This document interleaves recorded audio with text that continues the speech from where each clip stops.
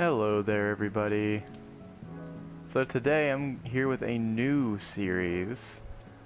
This is going to be still Final Fantasy XIV dungeon quote-unquote guides. I guess they're more of playthroughs rather, but this one is going to be through the warrior's perspective. So warrior is actually a class that starts out as a marauder. So here, let me take off my soul crystal. So here, now I'm marauder. So you actually can start the game as a marauder at level 1, and when you get to level 30 with the A Realm Reborn classes, you get the job crystals. They're actually called soul crystals. So this one's Soul of the Warrior. So once you equip that, your class actually changes to warrior, and the benefits of that is that you gain access to all of the warrior skills. So you see right here you have class. All of these abilities are available to only marauders. And then all of these skills down here under job, these are for all of your jobs. So this one for warrior, you can only use these if you're a warrior. If you're a marauder, you cannot use these. Which means once you hit level 30 and once you throw in that soul crystal, you're basically just going to leave it in permanently. You'll never really take it off. So yeah, quite a big list of skills here. I'll go ahead and give you a small disclaimer now. I am not a super skilled warrior or anything like that. In fact, I'm kind of a noob. Yes, I'm level 60, which is pretty high level. It's not max level is 70. But even though I'm level 60, I really don't know very much about the job, honestly, because I sort of power leveled it to 60, didn't give it much thought, and as soon as I hit 60, I just kind of discarded it, and I haven't even touched it since then. And that was probably a solid 8 to 9 months ago. It was a very long time ago. So I'm actually excited myself to get back into this job. So instead of being more of a guide type series like my samurai videos are, this is going to be more of a let's learn warrior together, that sort of thing.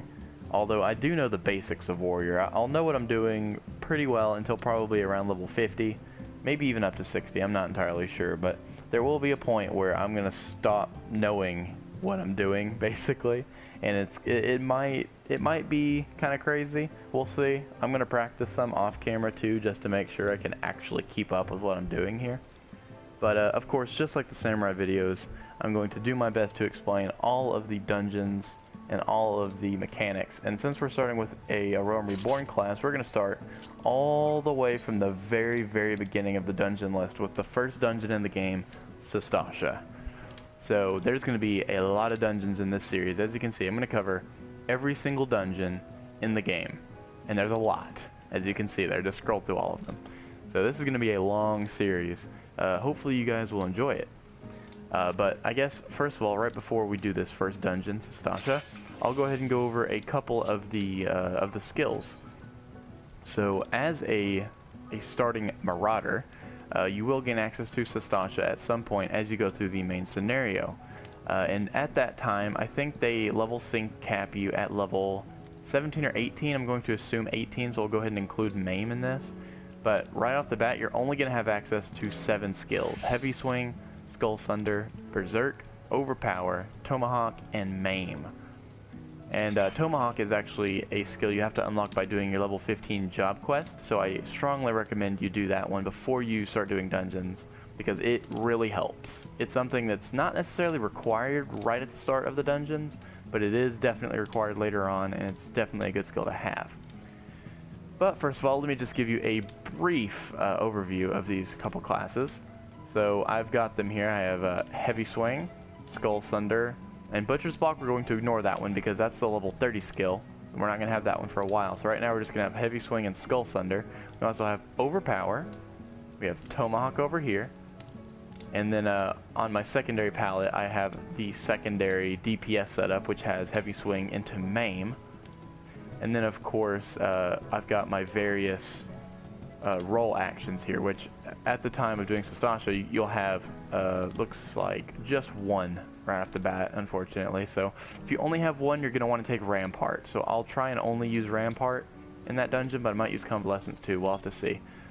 But basically, Rampart just gives you a solid 20% defense buff for the 20-second duration. and it's really nice. It mitigates damage really well. At the beginning of the game, there's really nothing specific you have to use this on. Just if you feel you're taking a lot of damage, just go ahead and use that, and you'll start taking 20% less damage. And that's always good, right? Later on in the game, certain bosses and certain fights will have more intricate mechanics, which will not necessarily require the use of a mitigation buff like that, but it certainly helps. Especially once the bosses start having tank busters. And I'll go over those as we get to them, of course. Tank busters are basically just single hit attacks that hit the tank for a large amount of damage. And so it's really smart to mitigate as much of that damage as possible. But I'm just going to go ahead and hit this dummy a few times, show off some of the new combat moves. Or some of the starting moves, rather. So, of course, we got Heavy Swing. At level 1, this is the only ability you're going to have. But, alright, we've hit level, I think it might be level 4. So now we have Skull Sunder. So Skull Sunder is a combo that gains aggro. That's going to be your aggro combo. So you're going to want to go Heavy Swing and Skull Sunder to build aggro. And I'll go over that more as we start the dungeon. But this is basically the main combo you're going to want to practice. At the beginning of the game, this combo is extremely simple. I mean, it's just 2 buttons. Heavy Swing, Skull Thunder. Heavy Swing, Skull Thunder. I mean, it's not hard at all. So beyond that, you've got Overpower, which is your ranged enmity or aggro. Enmity and aggro are basically the same thing. It's just they call it enmity in this game. But basically, this is your ranged aggro grab. So you can grab multiple enemies at once. So imagine this dummy here is actually 3 enemies in front of me. You use Overpower, and it'll up your aggro for all of them, which is nice. And it does some damage too, and pretty high damage, honestly. So look, Heavy Swing does 891 there, Overpower does 733, so it's actually pretty close to the start of your combo. So I mean, it's not high damage, but it's decent, right? So yeah, just of course Heavy Swing, Skull Thunder. I mean, that's the main thing you need to be focusing on right now. But beyond that, if you have enmity established really well, and they're definitely not attacking anyone except for you, you can go on to your secondary combo, which is Heavy Swing and Maim. And what Maim does is it puts this nice little debuff on the enemy you hit, which is slashing resistance down. I don't remember the exact percentage, but they take more damage from slashing attacks. And it just so happens that as a Marauder and eventually a Warrior, most of your attacks do slashing damage. I believe a few of them do blunt, like Butcher's Block I think is blunt, but Heavy Swing, that is definitely a slashing attack. Skull Thunder, that's a slashing attack. So basically a lot of your attacks will do a little bit more damage. And of course, any of your party members that have slashing type damage like Samurai or Ninja, they'll do a lot more damage as well to that target. That's a single target debuff, so you have to use it on each enemy you want to use it on. So beyond that, we really only have 2 more skills to cover, which are Tomahawk and Berserk. Berserk, right here, is just a flat damage buff. For 20 seconds, you're going to do more damage, and I believe it's 20%? 30%. Okay, so you do 30% more damage for 20 seconds, which is really nice, obviously. Damage buffs are always nice. And then you have Tomahawk. So Tomahawk is a ranged aggro grab. Single target. You can use it on one enemy, and usually we'll be using this to initiate a fight. So like we'll get to a pool, we'll use Tomahawk, we'll use Overpower a time or 2, and then we'll go into our combos, and then once all of them are dead, we'll move on to the next group, and as we're approaching, we'll Tomahawk them again, and then the same thing all over again. And of course, like I said, I will be going over that in detail when we actually get to the first dungeon. So I think that'll do it for my little intro, and I think we'll just jump straight into the dungeon. I'll see you there. Alright, and here we go. First warrior dungeon, Sastasha. So, like I said in my intro there, this is the first dungeon in the game. You'll unlock this dungeon at level 15 in the main scenario. And this dungeon is extremely simple. I mean, it's the first dungeon in the game. It's basically meant to teach you how things are going to go. So right off the bat, let's go ahead and use our Tomahawk on this group. It's going to pull aggro on the group, and then let's go Overpower. There we go. Now we have aggro on everybody.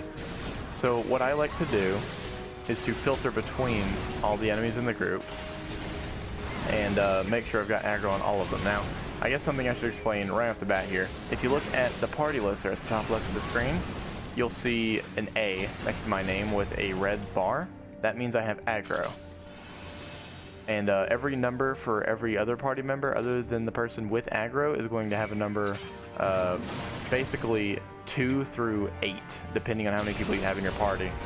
So since we only have 4, it's going to be me with an A, 2, 3, and 4 for everyone else in order of their aggro. So what we want is for an A to be next to our name for every single enemy. And also if you look there near the right middle of the screen, you'll see all of the enemy names. You want a red dot for everyone's name, for every enemy name there, because that means you have you're at the top of the aggro stack. So yeah, here we go. Just tomahawk to start the fight, and then overpower once you have them all in front of you. And see, all I'm doing here is just heavy swing, skull sunder, just over and over. That's really all you have to do. Especially in these beginning dungeons, that's all you've got to do. Here in a moment, I'll work in MAME and show you how that one works out.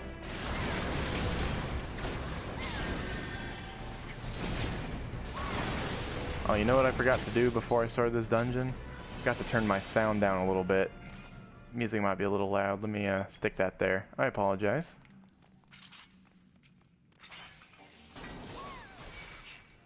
Got a couple more enemies here. Alright, so one thing I'm going to start doing here, I'm going to go ahead and use Rampart. Now we're going to be taking less damage. Remember that it's a 20% damage mitigation buff, so yeah, if they were to hit me for, let's just say 10 damage for easy math. If they were to hit me for 10 damage with a normal attack, they'd now hit me with 8. And that applies to every single thing that hits you until the timer wears off.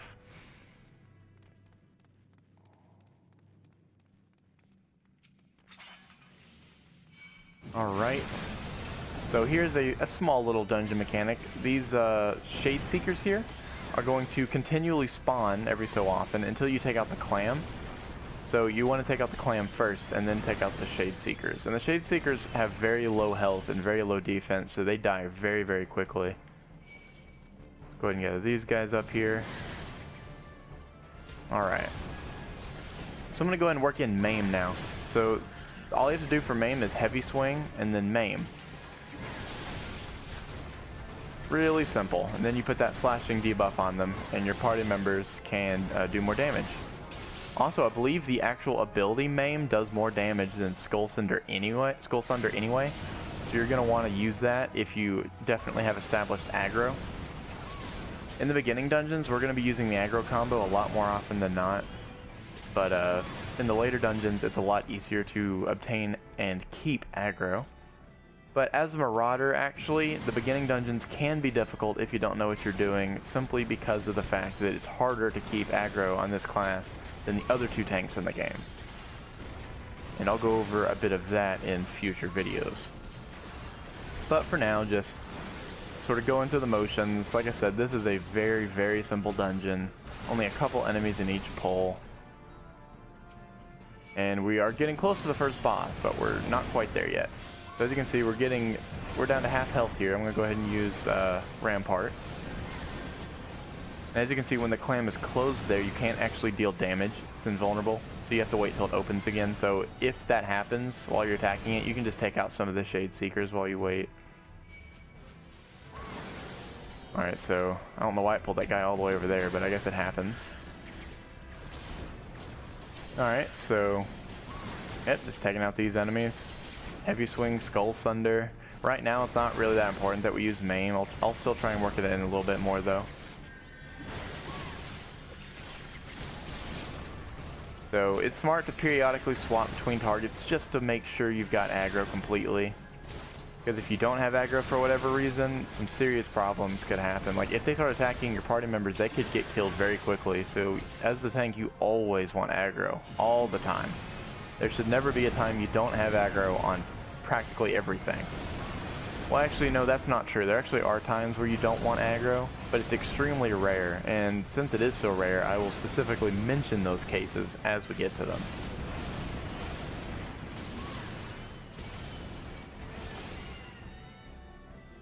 Alright, so here's the very last pull before the first boss.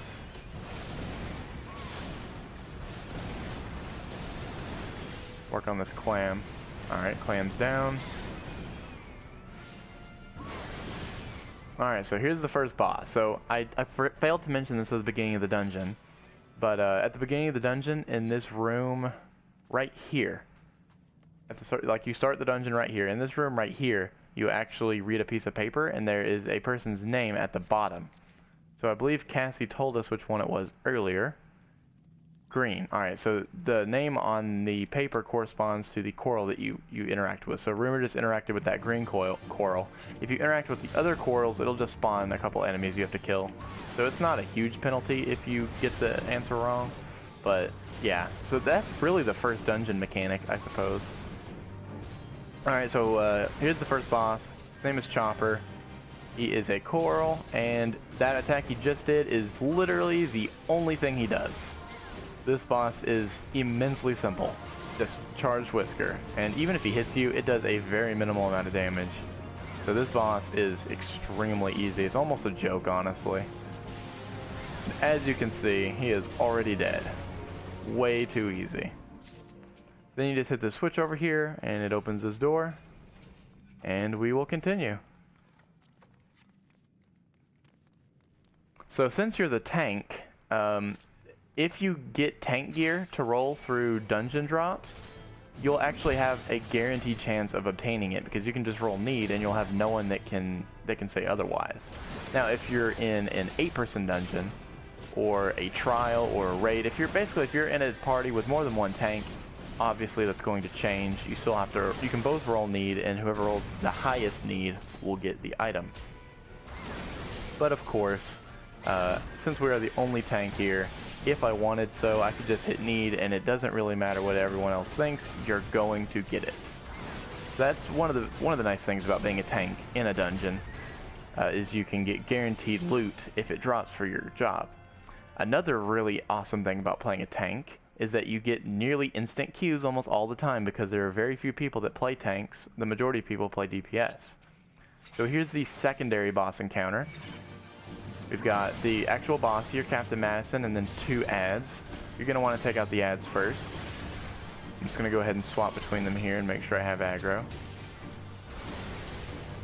Just doing your heavy swing Skull Thunder combo 1 time should be enough, just to establish the main aggro. Then you can go about killing them. Alright, so now that the ads are gone, all we have to do is take out Captain Madison here. I'll go ahead and use Maim on him. This boss is very simple too, although I'll go ahead and say now this boss actually has multiple phases. We're going to see him a couple times throughout this dungeon. This is just the first time. He doesn't have any main mechanics this time around. Just take him down to about 50% health and he's going to run away.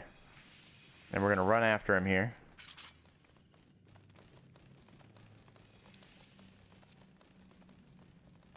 So we got more enemies here. So this pull here actually introduces the first ranged enemy that you're going to be going against, the Shallow Eye Reaver. So those guys can attack you from pretty far away, and they're going to attack you at maximum attack distance, meaning they'll stand really far away from you and go after you. They will not follow you if you try to drag them somewhere, so usually what I try to do is I try to grab the enemies that will move around, namely the melee enemies here that we're fighting, and then you can run them over to the stationary ranged enemy. So as you saw, they're actually lost aggro, because I'm getting a little too into the explanation, but I think I'd rather lose aggro on one enemy and get the explanation across. But basically what I did there was I did not use the aggro combo on them enough. So when the DPS attacked them, they actually took aggro from me. So your main goal as a tank is to not ever let that happen. So I've already let my party down a little bit on that in that regard. But it's okay. Like I said, in this dungeon, losing aggro for a brief period of time is absolutely no big deal at all. Very minimal issues with that. But it is good practice. So if you're having issues holding aggro consistently, then maybe replay these beginning dungeons a few times, because if you do fail to keep aggro, it's not punishing at all. In fact, your healer can just heal the DPS. Like, your DPS could be the tank. They could do everything like the tank would do, and they would never die if the healer's healing them, because these dungeons are just that easy. So here's like a bit of a mini boss fight, this Shadowtail Reaver. He's not really a mini boss per se, but he kind of acts like one. Like, you gotta open this room here, you gotta take him out, and then he's gonna drop a key for us to progress further into the dungeon. So before Stormblood, at this level, with Marauder, you actually used to have a move called Fracture, I believe it was called, that was basically a dot. Did some basic damage over time. It wasn't anything crazy. It was very minimal damage, which was basically why they removed it. In fact, I don't think any tanks have dots anymore. At least I can't think of one. I think that Warrior was the only one that had one in the first place, so they might have removed it just because it wasn't fair. Honestly, I don't know. Nor do I care, because it really wasn't significant anyway, and I just failed that prompt, but that's okay. Alright, so we're moving right along here. Moving on to phase 2 of the captain fight here. So this fight actually does have one small little difference than the first one. He's still going to be over here with 2 adds. So we're just going to do the exact same thing as last time for this first little bit. Establish aggro on everybody, and then take out the adds first of all. I'm going to go ahead and use Berserk here. Get that extra damage in.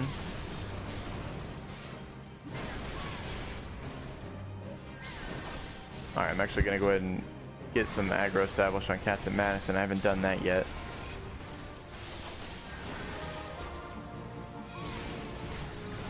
So yeah, I briefly touched on this at the beginning of the dungeon, but if you look over there on the right, you'll see the list of enemies that you have any aggro on whatsoever. And as the tank, you're going to have aggro on practically everything. If there's an enemy alive and you don't have aggro on it, that is a problem. So as you can see, this spawns some scurvy dogs. We are going to want to attempt and grab aggro on all of these. There we go, I got them all.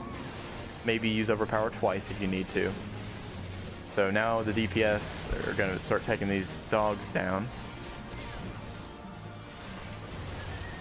Like I said, the dungeon is not very punishing, so if they actually do start attacking your other party members, it won't be that big a deal. You probably won't lose anybody to that stuff, but it's just something to watch out for. And like I said, these dungeons are really good for practicing, basically. These are introductory dungeons that just sort of teach you how things work. So here is a ranged enemy. So I'm going to establish aggro and then pull them all over to the ranged. I guess this is good enough. We're going to pull them all over to the range so that we can all attack them in the same place. So I'm actually going to cheat a little bit. If you're actually here at this dungeon for the first time, you're not going to want Convalescence. You're going to want Rampart over Convalescence. But since I actually have enough levels to have both of them, I'm going to go ahead and cheat a little bit and use it because it will help me out in this situation. Convalescence basically just means that if you get healed by healing magic, you're going to be healed for a certain percentage higher. And I believe that percentage is 15%, although I could be wrong, so I'll double check that in a minute here. But for now, just grab aggro on these guys, walk them over to the ranged enemy here. Just like that. So if you're having a problem keeping aggro on a single enemy, all you have to do is shift your focus to that enemy and do some combos. If you're having issues keeping aggro on multiple enemies, that's when overpower comes in. But you've got to be careful because overpower uses 120 TP, and TP as warrior is kind of hard to manage, especially at the later levels. You'll find yourself running out very quickly and very suddenly. Well, I guess that's the same thing. You'll run out of TP very rapidly, and you're going to want to try and manage that. Now, of course, this is the very first dungeon. You're not really going to have to worry much about that. Just heavy swing Skull Thunder. That's your main lesson for this dungeon. Make sure your aggro combo is in check.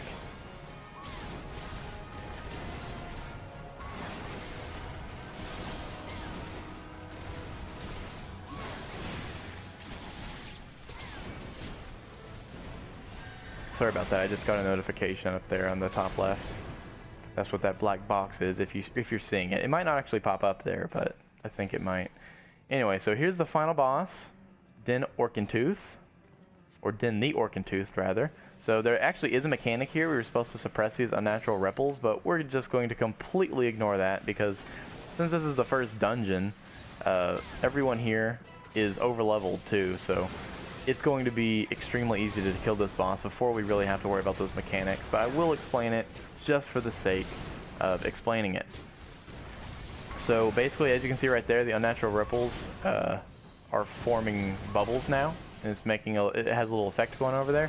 What you're supposed to do is have someone on your party go over there and interact with it, and then it goes back down like that, and you're supposed to do that for all 4 of these that are around the arena.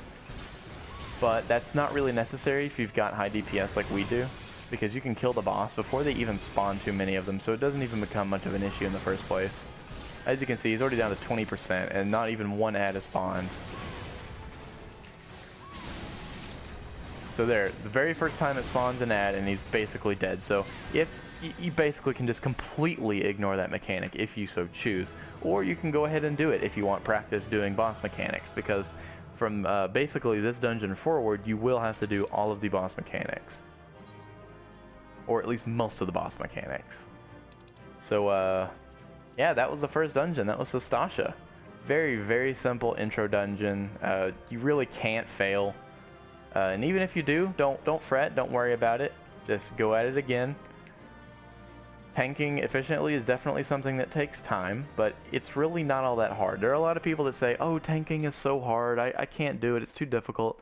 No, it's not that hard, it just requires some practice. Right out the gate, when you first start, yeah, it's going to be a little challenging. But once you get a little more used to it, it's not going to be that big a deal at all. And yeah, I guess in the next video we're going to be tackling the second dungeon, the Tamtara Deepcroft. This dungeon has a few more mechanics we actually have to pay attention to, but it's more or less still an incredibly easy dungeon. Basically, Sastasha, the Tamtara Deepcroft, and Copperbell Mines, all 3 of those are introductory dungeons. Halatali is where the mechanics actually start to punish you if you can't do them correctly. Like, you could just fail an entire mechanic in one of these first 3 dungeons and you'll barely take damage. I mean, you won't even have a single threat of dying at all. Not only as a tank, but anyone in your party. You'll be completely okay. It's once you start getting to Halatali, if you start failing mechanics, that's when you start getting some pretty heavy damage. And of course, the further down you go, the higher level dungeons you do, the more dangerous they get. By the time you get to the level 50 dungeons, you have to do mechanics or you're going to wipe. It gets important that you learn the mechanics, and of course I will go over the mechanics as we get there. But for now, that is all for the Sastasha dungeon. I will see you next time for the Tamtara Deepcroft. Thank you for watching, and I will see you in the next video.